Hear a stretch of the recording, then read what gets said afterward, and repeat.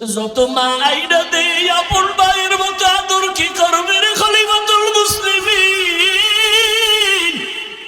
ও যুবক, ওই মাকে হারাইয়া কই যাইতেছ?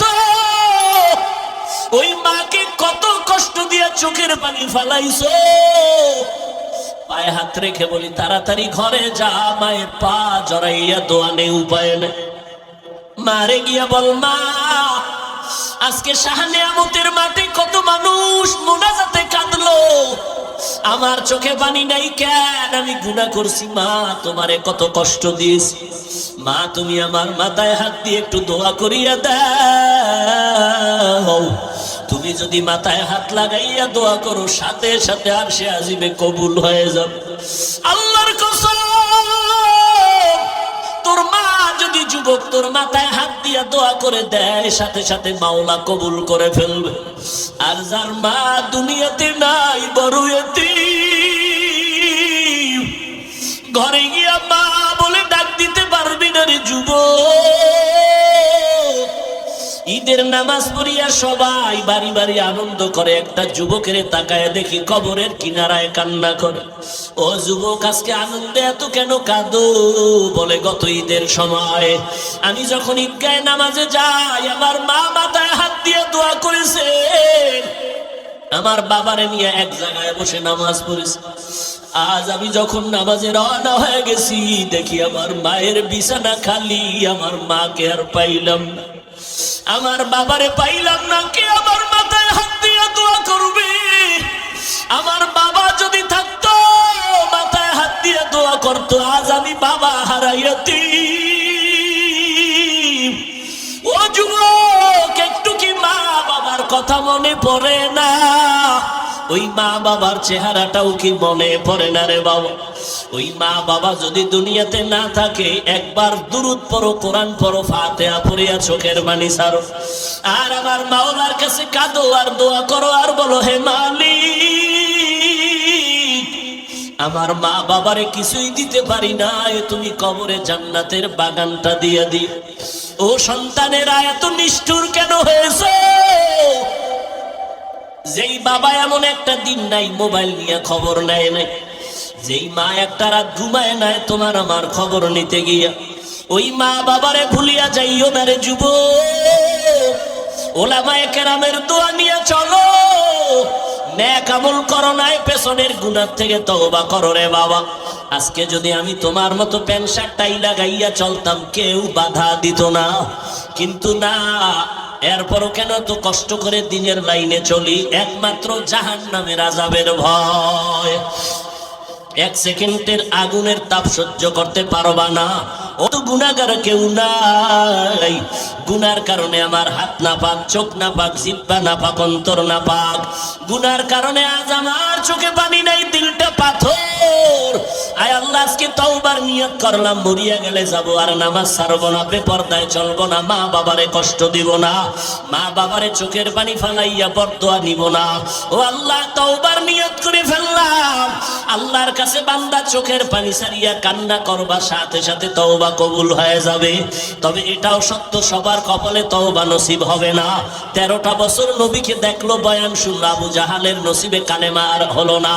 এই জমিনে কিছু গুনাহগার, যত বয়ান হোক না কেন, দিলটা নরম হবে না, চোখে পানি আসবে না, তওবাও নসিব হবে না। তবে দুই একজন নরম দিলওয়ালাও যদি চোখের পানি ছেড়ে আমার আল্লাহকে আল্লাহ বলে ডাক দেয়, আমার আল্লাহ বলে, আমি আল্লাহর ছেলে নাই, মেয়ে নাই, বড় আদর করে তোমাদের বানাইলাম। মাকে বাবা, সন্তান মা বলিয়া ডাক দিলে যদি মায়ের কলিজা ঠান্ডা হয়, সন্তান যদি বাবাকে আব্বু বলে ডাক দেয়, বাবার কলিজা ঠান্ডা হয়। ওই মা বাবার থেকে আমি আল্লাহর মায়া তো 99 গুণ বেশি।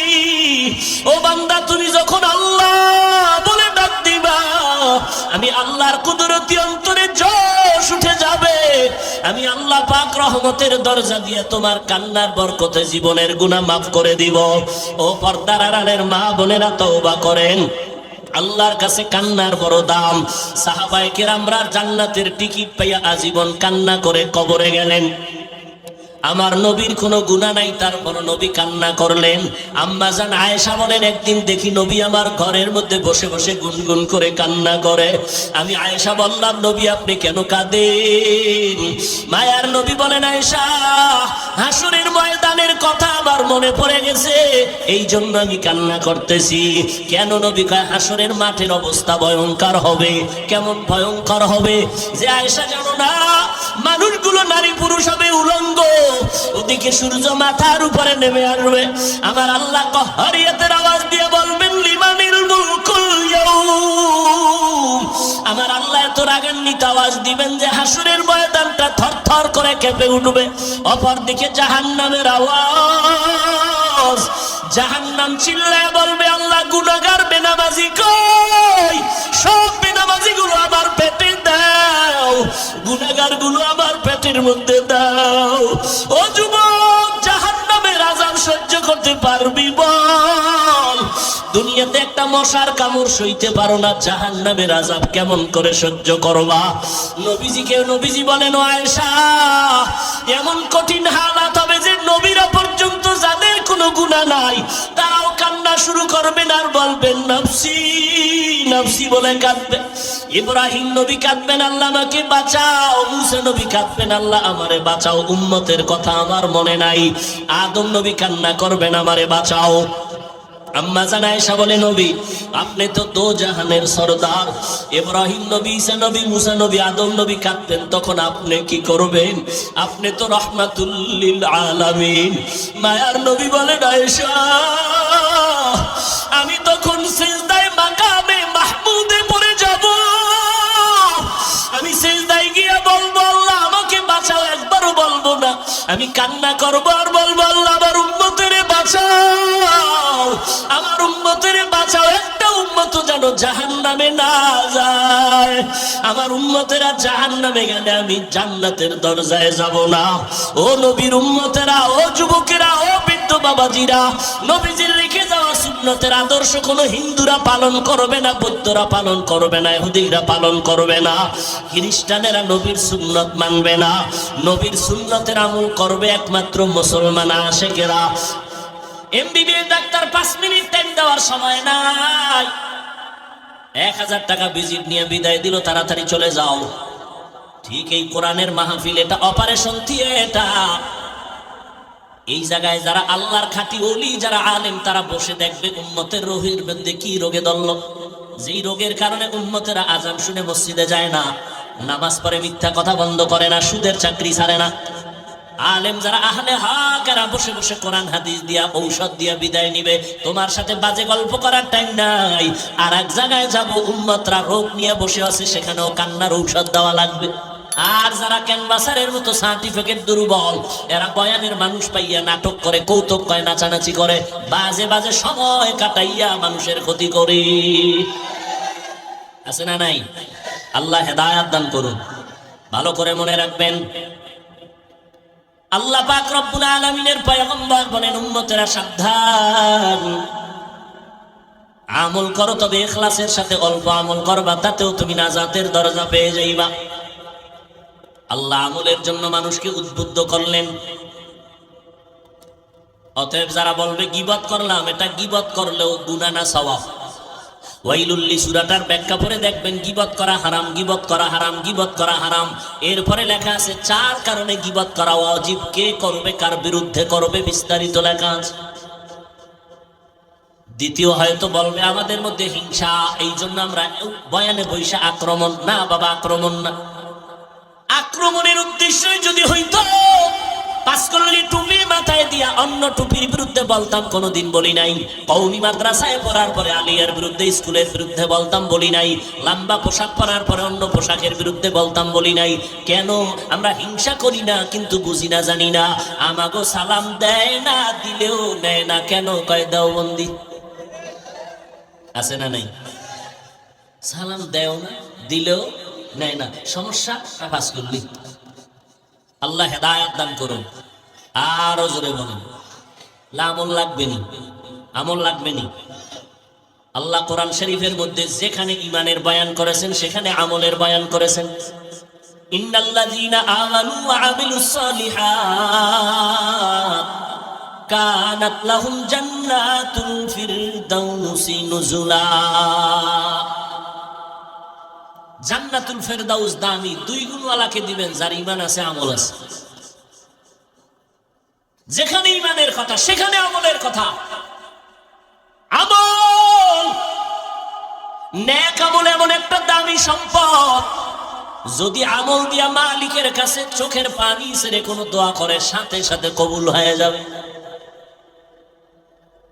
আল্লাহ পাকের এক বান্দা, ভালো করে বুঝেন, একটা বাচ্চা, শিশু বাচ্চা কোলের মধ্যে নিয়ে হাঁটতেছে। ওমরের মজলিস, ওমরের খেলাফত, ওমরে ফারুকের নজর পড়ে গেল বাচ্চাটারে কোলের মধ্যে নিয়ে তো আদর কেন করে। যায়েদ বিন আসলাম রাদিয়াল্লাহু আনহু ঘটনার বর্ণনা দেন তার আব্বার থেকে। ওমর নজর দিয়ে কয়, ভাই বাচ্চাটারে এত দুনিয়ার বাবা যদি এমন হয়ে যাইতো, সন্তানরে এত মোহাব্বত করতো, তো সন্তান খারাপ হতো না। এখন তো মা সন্তানের মোহাব্বত করে না, বুকের দুগ্ধ পান করায় না, বাহিরের খানা খাওয়ায়। এই জন্য মায়ের সাথে সন্তানের মোহাব্বত বড় দুর্বল। লোকটা শুনে কাঁদতেছে। ওমর বলে, কাঁদেন কেন আপনি? বলে, খলিফাতুল মুসলিমিন, সন্তানটারে এমনি আদর করি না। তো কেমনে করো? সন্তানটারে আদর করার কারণ আছে পেছনে। কি কারণ? বলে, আমার এই সন্তানটা জমিনের সন্তান না, আমি জমিনের উপরে এই সন্তান পাই নাই। আমার কাঁধের উপরে যেই কলিজার টুকরা সন্তান, এটা জমিনের উপরে কোথাও হয় নাই। এ সন্তান হলো আমার মাটির নিচের সন্তান। মাটির উপরে না নিচে? কথা বলেন না কেন? ওমর কয়, মাটির নিচের সন্তান মানে এই সন্তান আমার কলিজার আপন, জমিনের উপরে পাই না, আমি মাটির নিচে পেয়েছি এই সন্তান। মাত্র আমার জীবনের একটা সন্তান, আমার সম্বল, আমি পাইছি মাটির নিচ থেকে। যায়েদ বিন আসলাম রাদিয়াল্লাহু আনহু বর্ণনা করতেছেন, ওই বান্দা কান্না করে বলে, খলিফাতুল মুসলিমিন, আমার ঘর আবদ্ধ ঘর, পর্দাওয়ালা ঘর, আমার স্ত্রী আর আমি ঘরের মধ্যে থাকি, স্ত্রীকে বাহিরেও নেই না। আমার যা প্রয়োজন আমি স্ত্রীকে সহযোগিতা করি, পানির দরকার আমি বাহির থেকে পানি এনে দেই, স্ত্রীকে বাহিরে নামাই না পর্দার রক্ষার জন্য। আমার স্ত্রীর গর্ভে বাচ্চা যখন আসছে, আল্লাহর মর্জি, হঠাৎ আওয়াজ আসতেছে, ও বান্দা রেডি হয়ে যাও, যুদ্ধের ময়দানে যাওয়া লাগবে, দ্বীনের ঝান্ডা উঁচু করার জন্য, বাতিলের মোকাবেলা। আওয়াজ আসার পরে আমি পেরেশান হয়ে গেলাম, যুদ্ধের ময়দানে কেমনে যাব? এদিকে আমার ঘরে স্ত্রী একা, আমার গর্ভে বাচ্চা, পাহারা দেওয়ার কেউ নাই। কেমনে আমি যুদ্ধের ময়দানে যাই? ওদিকে যাওয়াও লাগে, মুসলমানের উপরে বিপর্যয় নেমে আসতেছে। ইমান বাঁচাবার এই স্লোগানে শামিল যদি না হই, আমি বড় দুর্বল হয়ে যাব। আল্লাহর বান্দি একদিন দেখে স্বামী পেরেশান অবস্থা। আল্লাহর বান্দি ডেকে বলে, ও স্বামী আমার, আপনি কেন এত পেরেশান? বলে, এই খবর, যুদ্ধের আওয়াজ আসছে, যাওয়া লাগে, তুমি একা, পাহারা দেওয়ার কেউ নাই। পাশে একটা ঘর আছে, আমার চাচাতো ভাইয়ের ঘর, এদের উপরে নিরাপত্তা দিয়া যাওয়া যায় না। এমন একজন নেককারিনী আল্লাহর বান্দি ঘরে আছে, স্ত্রী এমন একটা সুন্দর পরামর্শ দিয়েছে, হাজারো পেরেশানি স্বামীর অন্তর থেকে 1 সেকেন্ডে বন্ধ হয়ে গেছে। এরকম আল্লাহর বান্দি ঘরে আছে না?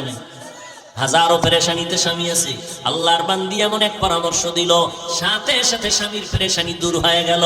এটা যেমন তেমন নারী হলে হয় না, যার মধ্যে কোরআন আছে এমন নারীর দ্বারাই সম্ভব। এই জন্য নবী বলেন একটা নেককারিনী ঘরে আন স্ত্রী। ক্বালান নবী সাল্লাল্লাহু আলাইহি ওয়া আলিহি ওয়া সাল্লাম আদ-দুনিয়া কুল্লুহা মাতা ওয়া খায়রু মাতা'id দুনিয়া আল-ইমরাতুস সালিহা। দুনিয়া যা দেখো সব হলো আল্লাহর সম্পদ, আর এই সম্পদের মধ্যে দামি সম্পদ হলো নেককারিনী নারী।